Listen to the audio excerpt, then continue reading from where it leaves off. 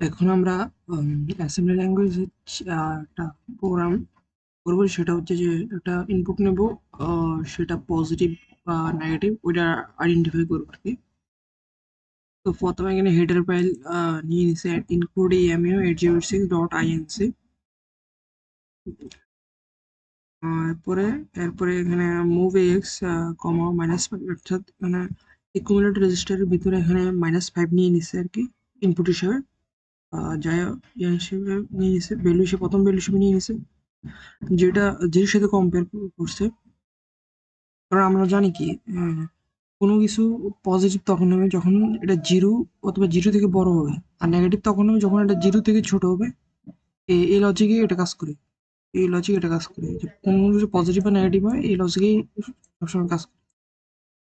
Compare করলাম যে প্রথম যে -5 ভ্যালু ইনপুট নিলাম, যেটা একুমুলেটর রেজিস্টারে আছে, ওটার সাথে জিরো কম্পেয়ার করলাম। যদি এটা জিরোর সমান হয় বা বড় হয়, তখন পজিটিভ পজিটিভ লেভেলে জাম্প করবে। আহ, আর যদি এক্স এর ভ্যালু আর জিরো, ও যদি মানে এক্স এর ভিতরে যে ভ্যালুটা আছে ওটা যদি জিরো থেকে ছোট হয়, তখন এটা নেগেটিভ নেগেটিভ লেভেলে জাম্প করবে। আচ্ছা, ধরে যদি জিরো অর্থাৎ -5, -5 কিন্তু জিরো থেকে ছোট, সেই জন্য নেগেটিভ জাম্প করবে। নেগেটিভ এইখানে প্রিন্ট করে দেবে। এখানে ইনক্লুড এমইউ 806.inc ব্যবহার করার কারণে প্রিন্ট সরাসরি প্রিন্ট করা যাচ্ছে, প্রিন্ট ফাংশন ইউজ করা যাইতেছে এখানে। এরপরে জাম্প স্টপ, অর্থাৎ প্রিন্ট মেসেজটা প্রিন্ট করার পর এখানে আরেকটা লেভেল, অর্থাৎ একটা এসটিপি লেভেলে চলে যাবে, যেখানে যে প্রোগ্রামটা থেমে যাবে আর কি। আর যদি এখানে -5 এর পরিবর্তে শুধু 5 হতো, তখন এটা 5 জিরো থেকে বড় হতো, অর্থাৎ পজিটিভ হতো। তখন এই জিনিসটা কাজ করতো, তখন পজিটিভটা পজিটিভ লেভেল যেত। পজিটিভ প্রিন্ট করার পর জাম্প করতো এসটিপি লেভেলে। তখন এটা এক্সিকিউট, পুরো প্রোগ্রামটা থেমে যেত এখানে।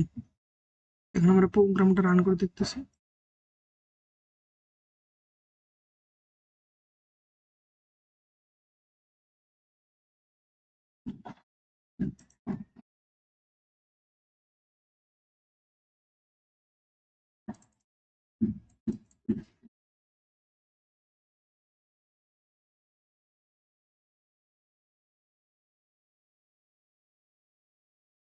নেগেটিভ, কারণ এখানে নেগেটিভ বলেছে। আর যদি এখানে মাইনাসটা উঠে দিই, পজিটিভ দিই, পজিটিভ ভ্যালু প্রিন্ট করতেছে। তার মানে ফাংশনটা ঠিকমতো কাজ করছে এখানে।